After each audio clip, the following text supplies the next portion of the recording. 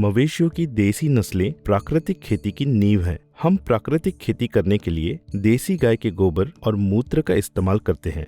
भले ही गौमूत्र इकट्ठा किए हुए बहुत समय बीत गया हो, यह फिर भी बहुत असरदार होता है। जीवामृत गौमूत्र और गोबर के करोड़ों सूक्ष्म जीवों को कई गुना बढ़ा देता है। इसका इस्तेमाल सभी तरह की फसलों के लिए किया जा सकता है। जीवामृत बनाने की जगह पूरी तरह से छाया में होनी चाहिए।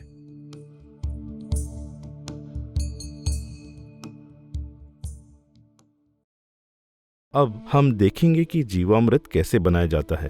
केमिकल डालने वाला किसान अपनी जरूरत की चीजें रासायनिक खाद की दुकान से खरीद लेता है, लेकिन प्राकृतिक खेती में हमारे पास खेत में ही चलती फिरती खाद की दुकान है, मतलब देसी गाय। मवेशियों की देसी नस्लें प्राकृतिक खेती की नींव हैं। हम प्राकृतिक खेती करने के लिए देसी गाय के गोबर और मूत्र का इस्तेमाल करते हैं। 30 एकड़ में प्राकृतिक खेती करने के लिए एक गाय ही काफी है। हम अपनी मिट्टी को अन्नपूर्णा कहते हैं। ऐसा इसलिए क्योंकि हमारी फसलों के लिए जिन पोषक तत्वों की आवश्यकता होती है वह सभी मिट्टी में प्राकृतिक रूप से उपलब्ध हैं, लेकिन फसलें इसे मिट्टी से सोख पाने की स्थिति में नहीं है। गोबर और गौमूत्र में मौजूद सूक्ष्म जीव इन पोषक तत्वों को रूपांतरित करने का काम करते हैं ताकि फसलें उन्हें मिट्टी से सोख सके। जीवामृत गौमूत्र और गोबर के करोड़ों सूक्ष्म जीवों को कई गुना बढ़ा देता है। जब हमने जीवामृत को खेत में डाला तो जो केंचुए निष्क्रिय अवस्था में मिट्टी के 15 फुट नीचे थे, वो इसकी सुगंध के कारण सतह पर आने लगे। जब केंचुए ऊपर की ओर आते हैं तो 15 फीट नीचे से पोषक तत्व भी लाते हैं और उन्हें फसलों के पास उपलब्ध कराते हैं। जीवामृत में सूक्ष्म जीव पोषक तत्वों को रूपांतरित करते हैं ताकि फसलें उन्हें सोख सके। प्राकृतिक खेती में यह बहुत महत्वपूर्ण है क्योंकि हम नियमित रूप से खेत में जीवामृत डालते रहते हैं। इससे मिट्टी की गुणवत्ता में बहुत सुधार होता है और वो बहुत नरम हो जाती है। हम सबसे पहले देखेंगे कि जीवामृत तैयार करने के लिए क्या क्या चाहिए। हमें 250 लीटर की क्षमता वाला प्लास्टिक का ड्रम चाहिए। अन्य धातु जैसे एल्यूमिनियम या लोहे के ड्रम का इस्तेमाल ना करें। हम या तो प्लास्टिक ड्रम या फिर सीमेंट टैंक का इस्तेमाल कर सकते हैं। दूसरी चीज, हमें 10 किलो गोबर की जरूरत है। हम ताज़ा गोबर का इस्तेमाल कर सकते हैं जो 2-3 दिन से ज्यादा पुराना ना हो।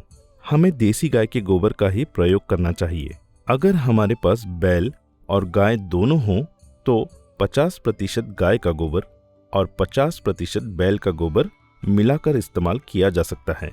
और अगर हमारे पास सिर्फ गाय है तो हम पूरे 10 किलो गाय के गोबर का इस्तेमाल कर सकते हैं। इसके बाद हमें 10 लीटर गौमूत्र की जरूरत है।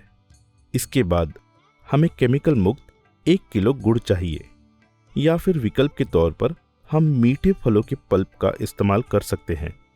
यह केला, अमरूद, चीकू या आम का पल्प हो सकता है। इनमें से किसी भी फल को पीस कर मिला सकते हैं, या फिर इन सभी फलों से 2 किलो मिक्स पल्प तैयार कर सकते हैं। या एक विकल्प के रूप में हम 2 लीटर गन्ने के रस का इस्तेमाल कर सकते हैं। हम इन सभी का इस्तेमाल गुड़ के विकल्प के रूप में कर सकते हैं। इसके बाद हमें पीसा हुआ दाल का आटा चाहिए। उदाहरण के लिए मूंग की दाल का आटा या फिर चने की दाल, हरे चने, मटर आदि का आटा।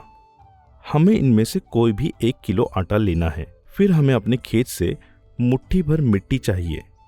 मिट्टी अपने खेत के उस हिस्से से ले जहां आपने सबसे कम केमिकल का इस्तेमाल किया है। यह महत्वपूर्ण है। हम अक्सर कहते हैं कि आप इसे अपने खेत की बाउंड्री से ले सकते हैं। हम ऐसा इसलिए कह रहे हैं क्योंकि बाउंड्री के हिस्से में हम केमिकल का प्रयोग नहीं करते। हालांकि आजकल वे बाउंड्री में भी केमिकल डाल रहे हैं। तो हम अपने खेत के उस हिस्से से मुट्ठी भर मिट्टी ले सकते हैं जहां हमने कम केमिकल का प्रयोग किया हो और फिर उस मिट्टी को मिश्रण में मिला दे। इसके बाद सब कुछ मिलाने के लिए हमें एक 5 फुट लंबी लकड़ी चाहिए, बांस या कोई मजबूत लकड़ी। फिर इसे ढकने के लिए हमें एक कपड़ा चाहिए, कोई बिना छेद वाला घर का पुराना कपड़ा या एक बोरी।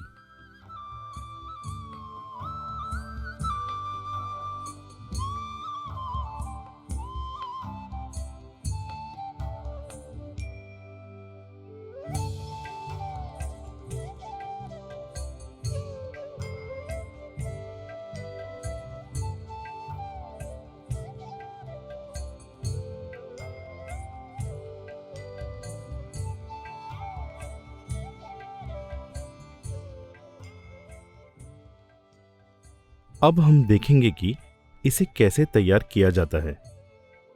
250 लीटर के ड्रम में 200 लीटर पानी लें। फिर 10 किलो गाय का गोबर और ड्रम से थोड़ा पानी लें और एक बर्तन में दोनों को तब तक मिलाएं जब तक गोबर घुलकर एक पेस्ट की तरह ना बन जाए।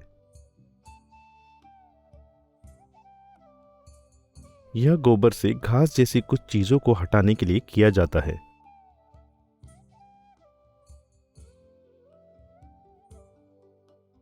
बिना किसी गांठ वाले इडली के आटे जैसा पेस्ट बना लें और फिर इसे 200 लीटर पानी वाले ड्रम में मिला दें।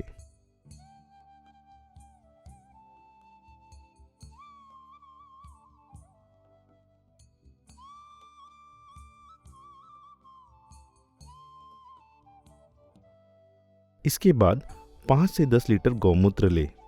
गौमूत्र पुराना होने पर भी असरदार होता है। हम इसे 2 से 3 साल तक भी स्टॉक करके रख सकते हैं। यह जितना पुराना हो उतना ही अधिक शक्तिशाली होता है। 5 से 10 लीटर गौमूत्र उपलब्धता के अनुसार हम इस्तेमाल कर सकते हैं, जितना भी उपलब्ध हो। अगला है 1 किलो गुड़।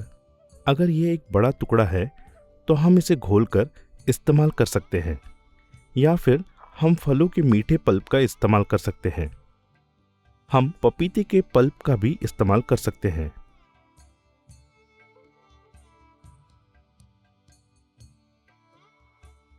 इसके बाद दाल का आटा लें। अगर हम आटे को सीधे 200 लीटर पानी में मिला दें तो इसमें गांठ पड़ जाएंगी। इसलिए हमें आटे को अलग से एक बर्तन में थोड़े पानी में घोलना होगा ताकि इसमें कोई गांठ ना पड़े, और फिर इसे 200 लीटर पानी में मिला दें। इसके बाद एक मुट्ठी मिट्टी लें। हम ये सब एक साथ मिलाते हैं। यह सब मिलाने के बाद इसे सुबह और शाम दिन में 2 बार 1 मिनट के लिए घड़ी की दिशा में घुमाकर मिक्स करें। हमें इसे 48 घंटे तक ऐसे ही रखना है। तीसरे दिन हम इसका इस्तेमाल कर सकते हैं।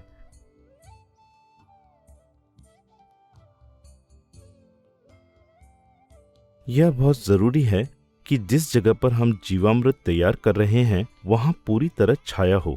इस पर धूप नहीं पड़नी चाहिए और इस पर सीधे बारिश की बूंदें भी नहीं गिरनी चाहिए। हम इसके लिए अलग से गोदाम जैसा शेड बना सकते हैं। अगर इस शेड में छत टीन की चादर की हो तो इससे गर्मी पैदा होगी। इसलिए हम ताड़ के पत्तों को टीन की छत के ऊपर रख सकते हैं या ताड़ के पत्ते का शेड भी बना सकते हैं। क्योंकि इसमें कई सूक्ष्म जीव हैं, यह सबसे अच्छा होगा अगर हम इसके लिए एक ठंडे वातावरण की स्थिति बनाएं। जीवामृत को सही तरीके से तैयार करने के लिए यह सबसे अच्छा होगा। तो जैसा कि मैंने कहा, सब कुछ मिलाने के बाद हम सुबह और शाम दोनों समय इसे फिर से घुमाएंगे। हमें इसे 48 घंटे छाया में रखना चाहिए। फिर तीसरे दिन से हम इसका इस्तेमाल कर सकते हैं। तैयारी के तीसरे दिन से लेकर 7वें दिन तक हम इसका इस्तेमाल कर सकते हैं। लेकिन जब हम इसका इस्तेमाल नहीं करते तब भी सुबह और शाम दोनों समय इसे घड़ी की दिशा में घुमाना जरूरी है।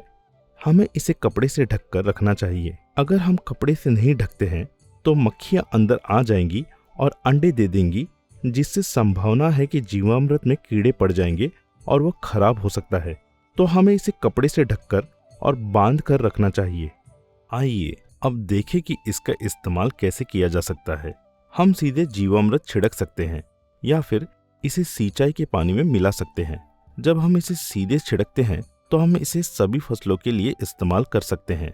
फसल जो भी हो, एक बार बोने के बाद जब जड़ें बढ़ने लगती हैं तब 21 दिनों के अंदर पहला छिड़काव कर सकते हैं। हम आधा लीटर जीवामृत में 10 लीटर पानी मिलाकर छिड़काव कर सकते हैं। फिर 21 दिनों बाद हम दूसरी बार छिड़काव कर सकते हैं। 10 लीटर पानी में 750 मिलीलीटर जीवामृत मिलाएं। इसके 21 दिन बाद हम तीसरी बार छिड़काव कर सकते हैं। 10 लीटर पानी में 1 लीटर जीवामृत मिलाएं। इसके बाद हर बार हम 1 लीटर जीवामृत में 10 लीटर पानी मिलाकर छिड़काव कर सकते हैं। हम इसे सभी प्रकार की फसलों के लिए इस्तेमाल कर सकते हैं। जब हम सिंचाई के पानी में जीवामृत मिलाकर इसका इस्तेमाल करते हैं तो हमें 1 एकड़ में हर हफ्ते 200 लीटर जीवामृत डालने की जरूरत होती है। जो किसान रासायनिक खेती से प्राकृतिक खेती की ओर आ रहे हैं, उन्हें शुरू में इसे पूरी लगन से अपनाना चाहिए। उन्हें हर हफ्ते 1 एकड़ खेत में 200 लीटर जीवामृत को सिंचाई के पानी के साथ मिलाकर खेतों में डालना चाहिए। इससे मिट्टी ज्यादा उपजाऊ बनेगी और तेजी से विकास होगा। इसलिए शुरुआत में हमें इसे नियमित रूप से खेतों में डालने की जरूरत है। जैसे जैसे मिट्टी ज्यादा उपजाऊ होने लगती है, वैसे वैसे हम जीवामृत का इस्तेमाल कम कर सकते हैं। 5 से 6 साल तक नियमित इस्तेमाल करने के बाद अगर हम इसे महीने में 1 बार भी खेत में डालें तो काफी होगा। एक बार जब मिट्टी उपजाऊ हो जाती है तो हमें फसलों के लिए जीवामृत डालने की जरूरत नहीं है। बिना जीवामृत डाले भी हमें अच्छी पैदावार मिल सकती है। जीवामृत सही तरीके से तैयार किया गया है या नहीं, यह जानने के लिए जीवामृत को मिलाने के बाद अगर आप दूसरे दिन देखें तो अगली सुबह जैसे इडली का बैटर ऊपर उठता है, वैसे ही यह भी काफी ऊपर उठेगा। जब आप इसे तीसरे दिन देखेंगे तो यह ऊपर नहीं उठा होगा, लेकिन आपको एक सफेद क्रीम जैसी परत दिखाई देगी और खट्टी सी महक भी आने लगेगी। इसी तरह धीरे धीरे 7वें दिन तक यह ऊपर से काला पड़ने लगेगा। इसलिए हम आपको सलाह देते हैं कि इसे 7 दिनों के अंदर इस्तेमाल करें।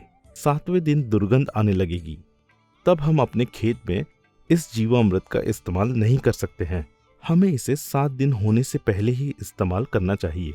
इसे बनाने में हमें जिस बात पर खास ध्यान देने की जरूरत है वो है, जिस ड्रम में जीवामृत तैयार किया जाता है वो पूरी छाया में होना चाहिए। उस पर धूप नहीं पड़नी चाहिए, उसमें बारिश की बूंदें नहीं गिरनी चाहिए। इसे ढकने के लिए एक हवादार कपड़े का इस्तेमाल करना चाहिए, जैसे कोई बोरी या जूट का कपड़ा या घर में रखे किसी भी पुराने कपड़े का इस्तेमाल इसे ढककर और बांधकर रखने के लिए किया जा सकता है।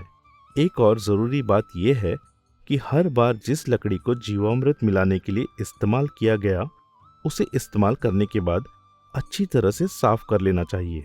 अगर इसे अच्छे से साफ नहीं किया गया तो मक्खियां लकड़ी पर बैठकर अंडे दे सकती हैं, और जब आप इसे फिर से जीवामृत को मिलाने के लिए इस्तेमाल करेंगे तो इसमें कीड़े पड़ सकते हैं जो जीवामृत को खराब कर सकते हैं।